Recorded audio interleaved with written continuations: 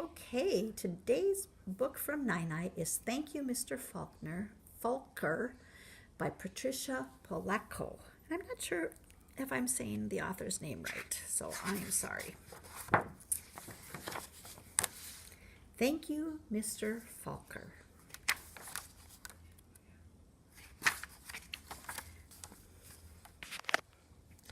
The grandpa held the jar of honey so that all the family could see, and then dipped a ladle into it and drizzled honey on the cover of a small book. The little girl had just turned 5. "Stand up, little one," he cooed. "I did this for your mother, for your uncles, your older brother, and now you." Then he handed the book to her. "Taste." She dipped her finger into the honey and put it in her mouth.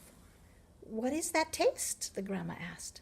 The little girl answered, "Sweet." Then all of the family said in a single voice, "Yes, and so is knowledge. But knowledge is like the bee that made that sweet honey. You have to chase it through the pages of a book." The little girl knew that the promise to read was at last hers. Soon she was going to learn to read.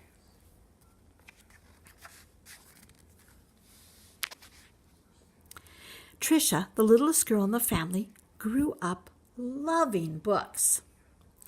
Her school teacher mother read to her every night. Her red-headed brother brought his books home from school and shared them. And whenever she visited the family farm, her grandfather or grandmother read to her by the big stone fireplace. When she turned 5 and went to kindergarten, most of all she hoped to read. Each day she saw the kids in the first grade across the hall reading, and before the year was older, some of the kids in her own class began to read. But not Tricia. Still, she loved being at school because she could draw. The other kids would crowd around her and watch her do her magic with the crayons. "In first grade, you'll learn to read," said her brother. In first grade, Tricia sat in a circle with the other kids. They were all holding Our Neighborhood, their first reader, sounding out letters and words. They said, "B-b-oy, boy, boy, look." And the teacher smiled at them, and then they would pull all the sounds together and got a word right. But when Tricia looked at a page, all she saw were wiggling shapes, and when she tried to sound out the words, the other kids would laugh at her. "Tricia, what are you looking at in the book?" they would say. "I'm reading," she'd say back to them. But her teachers would move on to the next person. Always when it was her turn to read, the teacher had to help her with every single word. And while the other kids moved up into the second reader and the third reader, she alone stayed in Our Neighborhood. Tricia began to feel different. She began to feel dumb. The harder the words got for the little girl, the more and more time she spent drawing. Oh, how she loved to draw, or just sitting and dreaming, or when she could, going for walks with her grandmother. One summer day, she and her grandmother were walking together in the small woods behind their farm. It was twilight. The air was sweet and warm. Fireflies were just coming up from the grasses, and as they walked, Tricia said, "Grandma, do you think I'm different?" "Well, of course," her grandmother answered. "To be different is the miracle of life. Do you see those little fireflies? Everyone is different." "Do you think I'm smart?" Tricia didn't feel smart. Her grandmother hugged her. "You are the smartest, quickest, dearest little thing ever." Right then, the little girl felt safe in her grandmother's arms. Reading didn't matter quite so much. Tricia's grandmother used to say that the stars were holes in the sky. They were the light of heaven coming from the other side, and she used to say that someday she would be on the other side where the lights come from. One evening, they lay on the grass together and counted the lights from heaven. "You know," her grandmother said, "all of us will go there someday. Hang on to the grass, or you will be lifted right off the ground, and there you'll be." They laughed and both hung on to the grass. But it was not long after that night that her grandmother must have let go of the grass because she went to where the lights were on the other side. And not long after that, Trisha's grandpa let go of the grass too. School seemed harder and harder.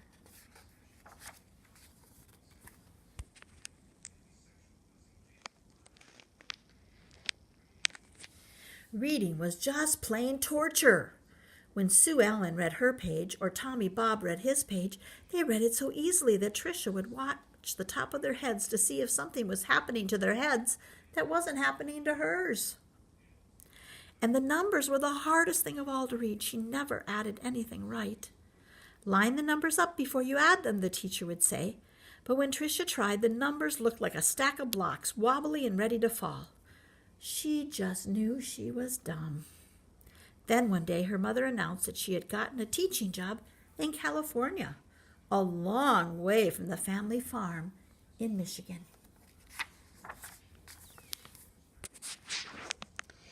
Even though her grandma and grandpa were gone, the little girl didn't want to move.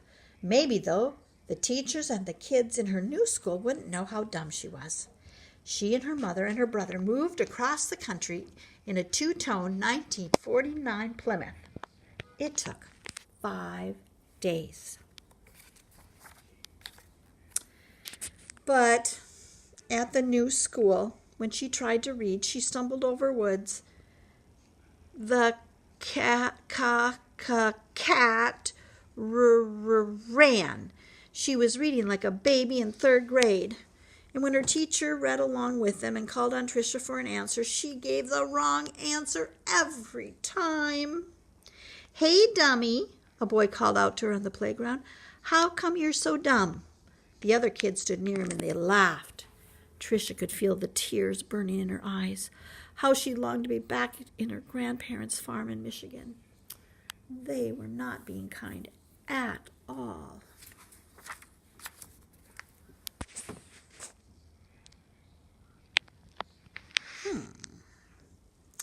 Now Tricia wanted to go to school less and less. I have a sore throat," she'd say to her mother, or "I have a stomach ache." And she dreamed more and more and drew more and more, and she hated school. Then, when Tricia started 5th grade, the school was all abuzz. There was a new teacher. He was tall and elegant. Everybody loved his striped coat and slick gray pants. He wore the neatest clothes.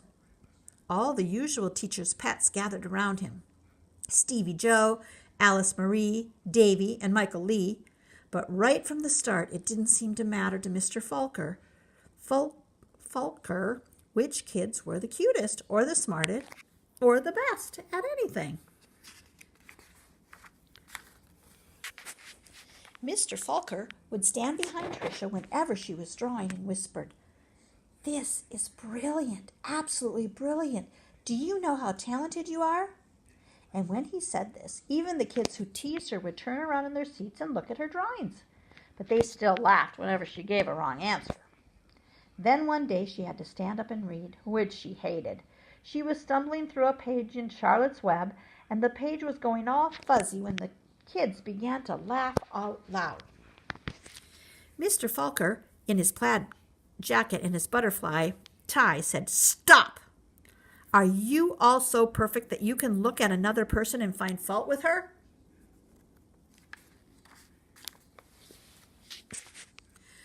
That was the last day anyone laughed out loud or made fun of her, all except Eric. He had sat behind Trish for 2 whole years, but he seemed almost to hate her. And she didn't know why, and Trish didn't know why. He waited by the door of the classroom for her and pulled her hair. He waited for her on the playground and leaned in her face and called her Toad. Tricia was afraid to turn any corner for fear Eric would be there. She felt completely alone. The only time she was really happy is when she was around Mr. Falker. He let her erase the blackboards. Only the best students got to do that. He patted her on the back whenever she got something right, and he looked hard and mean at any kid who teased her.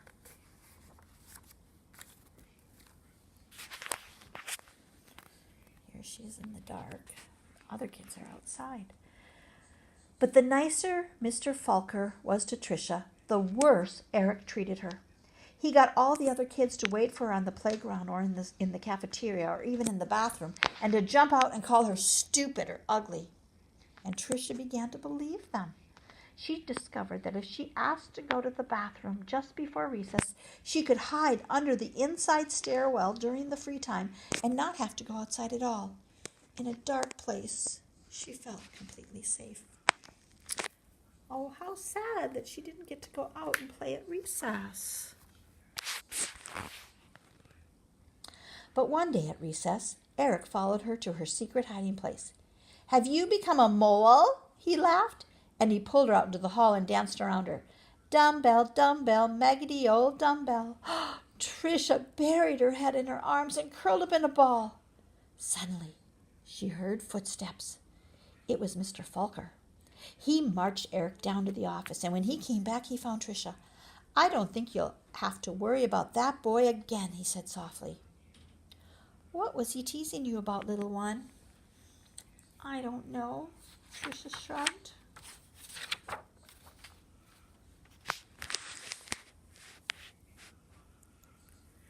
Tricia was sure Mr. Falker would believe that she could read. She had learned to memorize what the kid next to her was reading, or she would wait for Mr. Falker to help her with a sentence, and then she'd say the same thing he did. "Good," he would say. Then one day Mr. Falker asked her to stay after school and help wash the blackboards. He put on music and brought out a little sandwich as they worked and talked. All at once he said, "Let's play a game. I'll shout out letters, and you write them on the board with a wet sponge as quickly as you can." "A," he shouted. She wiped a watery A. "8," he shouted. She made a watery 8. 14, 3, D, M, Q, he shouted. He shouted out many, many letters and numbers, and then he walked up behind her, and together they looked at the board. It was a watery mess. Tricia knew that none of the letters or numbers looked like they should. She threw the sponge down and tried to run. But Mr. Falker caught her arm and sank to his knees in front of her. "You poor baby," he said. "You think you're dumb, don't you? How awful for you to be so lonely and afraid." She sobbed. "But little one, don't you understand? You don't see letters or numbers the way other people do. And you've gotten through school all this time and fooled many, many good teachers." He smiled at her. "That took cunning and smartness and such bravery." Then he stood and finished washing the board. "We're going to change all that, girl. You're going to read. I promise you that."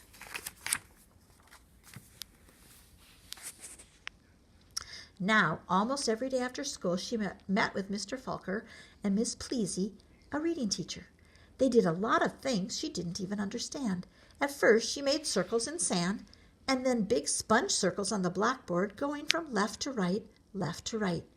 Another day, they flicked letters on a screen, and Tricia shouted them out. Still other days, she worked with wooden blocks and built words. Letters, letters, letters. Words, words, words. Always sounding them out. That felt good.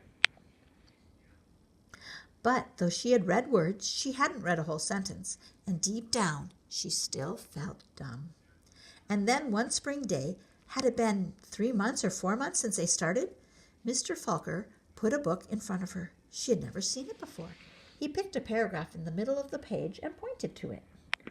Almost as if it were magic, or as if light poured into her brain, the words and sentences started to take shape on the page as they never had before.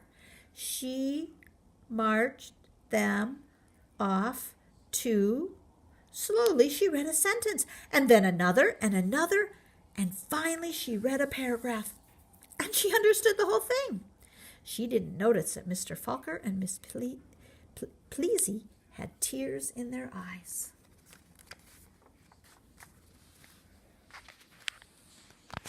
That night, Tricia ran home without stopping to catch her breath. She bounded up the front steps, threw open the front door, ran through the dining room to the kitchen. She climbed up on the cupboard and grabbed a jar of honey.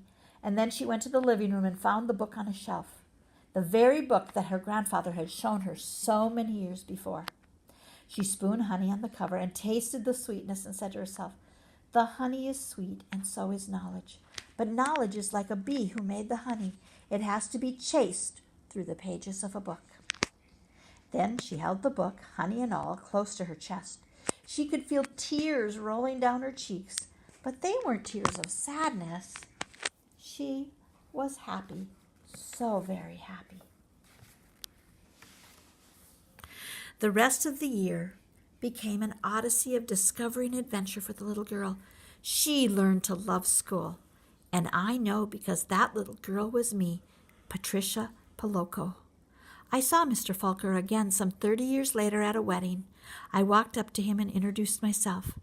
At first he had difficulty placing me, and then I told him who I was and how he had changed my life so many years ago. He hugged me and asked me what I did for a living. "Why, Mr. Falker," I answered, "I make books for children." "Thank you, Mr. Falker. Thank you." And that's how I feel when I get to help kids learn how to read. That is so great.